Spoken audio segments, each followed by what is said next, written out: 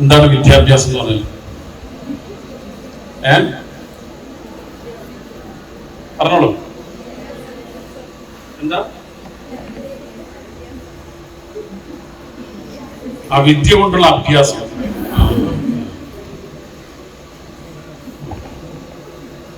അപ്പൊ ലുഗത്തിലോ ഷറയിലോ പറഞ്ഞേ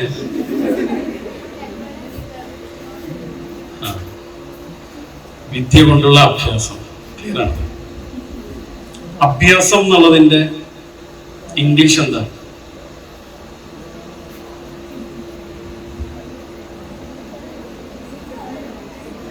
റോഡ് പോലെയാണല്ലേ? റോഡിൽ മലയാളമുണ്ടോ? റോഡ് ഞങ്ങൾക്ക് ഇംഗ്ലീഷ് പറയാൻ കഴിയില്ല, മലയാളത്തിൽ പറയാൻ കഴിയില്ല. ആക്ഷൻസ്, ആക്ടിവിറ്റീസ് എന്ന് പറയാം അല്ലേ? എന്തെങ്കിലും കാര്യങ്ങൾ ചെയ്യുന്നത്. അപ്പൊ എഡ്യൂക്കേഷന് രണ്ട് ഡെഫിനിഷൻ ഞാൻ പറയാം. ഒന്ന് പ്രോഗ്രസ് ഇൻ ഡെവലപ്മെന്റ് എന്നാണ് പറയുന്നത്. Progress in development. നിങ്ങളുടെ തിരിച്ചറിവിൽ പുരോഗതി ഉണ്ടാവുക എന്നുള്ളതാണ് ഡെവലപ്മെന്റ് എന്ന് പറഞ്ഞാൽ. നമ്മളുടെ മൈൻഡ്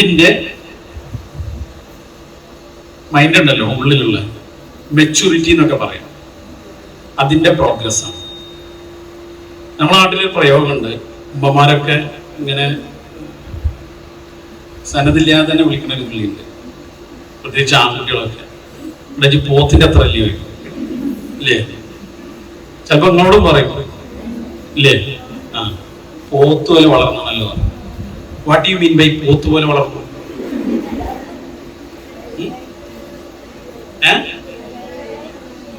വലുതായിട്ടുണ്ട് അല്ലേ? വലുതായിട്ടുണ്ട്, ബട്ട് നോ അന്തം. അല്ലാതെ പറഞ്ഞാൽ ഓക്കെ, ക്ലിയർ. ഇൻ സൈസ് അയാൾ പോത്തിന്റെ അത്ര ഉണ്ട്, പക്ഷെ ഇൻ മെച്യൂരിറ്റി അയാൾക്ക് പ്രോഗ്രസ് ഉണ്ടായിട്ടില്ല.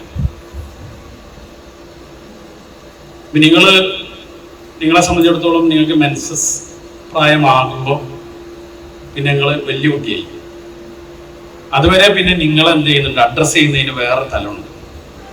അത് കഴിഞ്ഞാൽ അതുവരെ നമ്മൾ മത്തി നന്നായി മുറിച്ചിട്ടുണ്ട്, പിന്നെ ഡയലോഗ് മാറും. ഇപ്പൊ വലിയ കുട്ടി കേട്ടോ, ഒന്ന് നന്നായി മുറിക്കണം.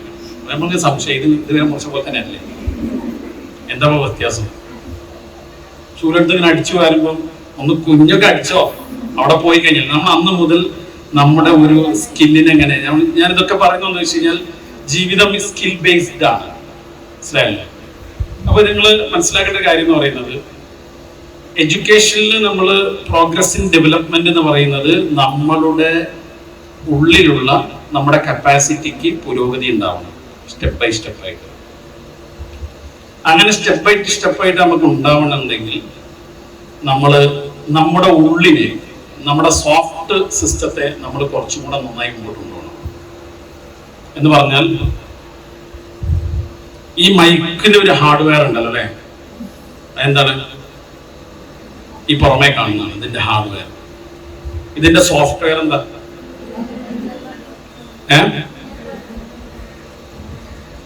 ഇതിൽ സംസാരിക്കുമ്പോൾ സൗണ്ട് ഉണ്ടാവുക എന്നുള്ളതാണ്. അതാണ് അതിന്റെ സോഫ്റ്റ്വെയർ, മനസ്സിലായല്ലോ? അപ്പൊ ഇതിൽ സൗണ്ട് കുറഞ്ഞാല്, സൗണ്ട് കൂടി കഴിഞ്ഞാലും ഇവിടെയാണോ പ്രവർത്തിക്കുക? അല്ല, അതിന്റെ സോഫ്റ്റ്വെയറിൽ കൊണ്ടുപോയിട്ടാണ് പണിയെടുക്കുക.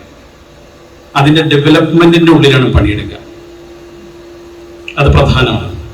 അതായത് ഈ BEdനൊക്കെ പഠിക്കുമ്പോൾ ഗ്രോത്തും ഡെവലപ്മെന്റ് ഒക്കെ പഠിക്കാറുണ്ട്. അറിയോ നിങ്ങൾക്ക്?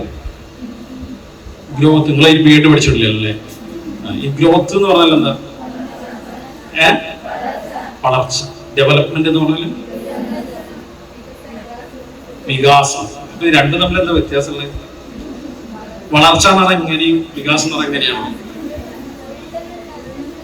ഉള്ളെന്നുള്ളതാണ് എന്ത്? വികാസം. ഈ പുറത്തൊന്നും വികസിക്കാൻ പറ്റില്ലേ? ഓക്കെ.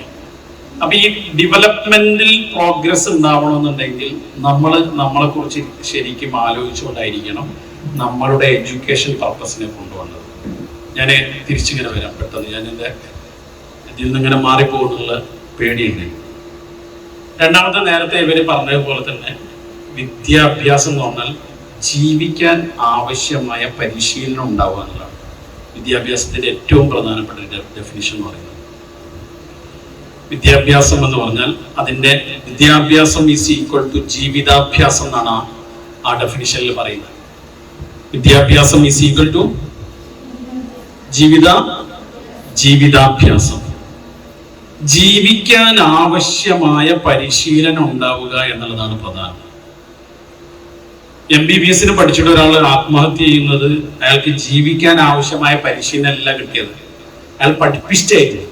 മനസ്സിലായില്ലേ? ഈ പഠിപ്പിച്ചത് എന്തുകൊണ്ട് ആത്മഹത്യ ചെയ്യണേ? ജീവിതം പഠിച്ചിട്ടില്ല, ജീവിക്കാൻ ആവശ്യമായ പരിശീലനം ഉണ്ടായിട്ടില്ല. അത് എവിടെ നിന്നാണ് കിട്ടേണ്ടത് എന്നുള്ളത് പ്രധാനമാണ്. അപ്പൊ നമ്മൾ ഇത്തരം മേഖലകളെ കുറിച്ച് അപ്പൊ ഞാൻ 2 ഡെഫിനിഷനാണ് വിദ്യാഭ്യാസത്തെ കുറിച്ച് പറഞ്ഞു. ഒന്നെന്താ?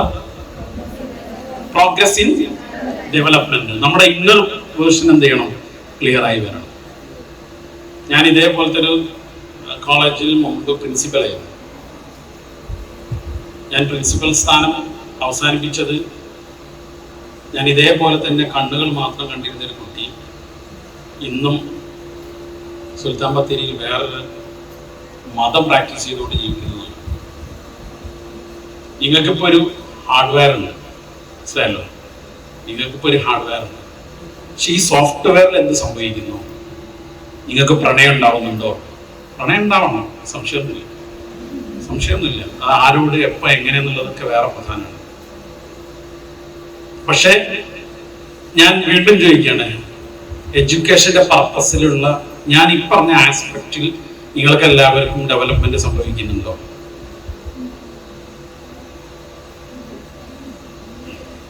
സാർ അങ്ങനെ ചോദിക്കരുത്. എനിക്ക് ഇങ്ങനെ ആത്മീയത പറയാൻ അറിയുള്ളൂ. മനസ്സിലായല്ലോ? ഞാൻ എൻ്റെ കൽബിൽ തട്ടി പറയുന്നു. ഞാൻ എപ്പോഴും ആ കുട്ടി തിരിച്ചു വരുമെന്നാണ് എൻ്റെ പ്രതീക്ഷ. കാരണം 18 വയസ്സ് തികഞ്ഞ അന്ന് എന്നോട് സമ്മതം വാങ്ങിയിട്ടാണ് ആ കുട്ടി പോയത്. അപ്പൊ എന്താണ് നമ്മളുടെ ഈ ഡെവലപ്മെന്റിൽ സംഭവിക്കേണ്ടത്? നിങ്ങൾ ജി അക്കാഡമിയിൽ എന്തിനാണ് ചേർന്നതെന്നുള്ള ചോദ്യത്തിന്റെ ഉത്തരം ഞാൻ ആദ്യം പറഞ്ഞതിലേക്ക് വീണ്ടും ഞാൻ എത്തിക്കുകയാണ്. നമ്മൾ ഈ വഴിയിലൂടെ ഇങ്ങനെ കടന്നു പോകുമ്പോൾ നമുക്ക് കിട്ടേണ്ട ഒരു കോൺഫിഡൻസ് ഉണ്ട്. ആ കോൺഫിഡൻസ് എവിടെ നിന്നാണെന്നുള്ളതാണ്. ആ കോൺഫിഡൻസ് കിട്ടേണ്ട രംഗം എങ്ങനെയാണെന്നുള്ളത്, ആ മേഖല എങ്ങനെയാണെന്നുള്ളത്. അപ്പൊ ഓക്കെ, ഞാനത് അവസാനിപ്പിക്കണം. അതിൽ നിങ്ങൾക്ക് എല്ലാം മനസ്സിലായി എന്ന് ഞാൻ മനസ്സിലാക്കുന്നു.